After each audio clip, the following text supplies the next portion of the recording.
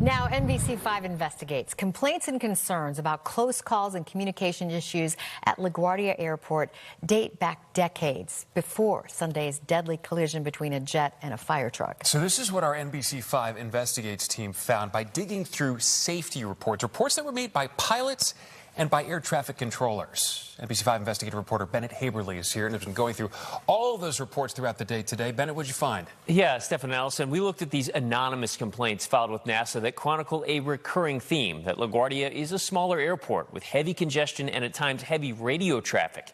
And that's something the NTSB is now looking into as a result of Sunday's crash. Complaints from pilots and tower controllers lodged with NASA's Aviation Safety Reporting System show there have been documented concerns about close calls and communication issues at LaGuardia dating all the way back to 1988. In 2012, a pilot reported that he was told to line up for takeoff, then told to hold his position, an instruction, he says, he never heard.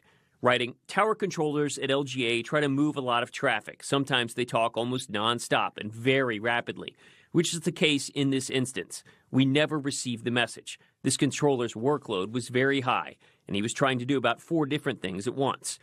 And just last summer, another pilot reported a close call at LaGuardia, coming within 300 feet of another aircraft, writing, the pace of operations is building at LGA. The controllers are pushing the line. On thunderstorm days, LaGuardia is starting to feel like DCA did before the accident there. Please do something. All told, NBC5 Investigates found 92 entries over the past 40 years at LaGuardia where concerns were raised about close encounters known as incursions. In several cases, communication issues were noted.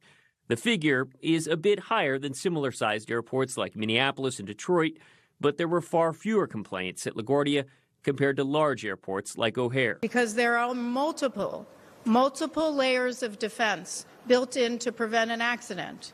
So when something goes wrong, that means many things went wrong. The NTSB is now looking at a number of factors that may have played a role in Sunday's deadly collision. Stop, truck 1. Stop. Stop, truck 1. Including whether radio transmissions between the tower and fire truck were stepped on, meaning they weren't received or weren't heard right before the truck crossed into the path of the Air Canada flight, killing both pilots and injuring several others. That would be significant because that would mean that somebody may not hear the other part of that communication. We spoke to Dan Magner, chief pilot and instructor at Lewis University. He says runway incursions and go-arounds happen frequently and rarely result in a catastrophic incident. Do you think there will be change that will be enacted as a result of this on a wholesale level, not just for LaGuardia? Yeah, I think we'll see more of a basically a change to the entire industry as a whole in terms of maybe changes to phraseology that needs to happen in terms of clearance readbacks, things like that.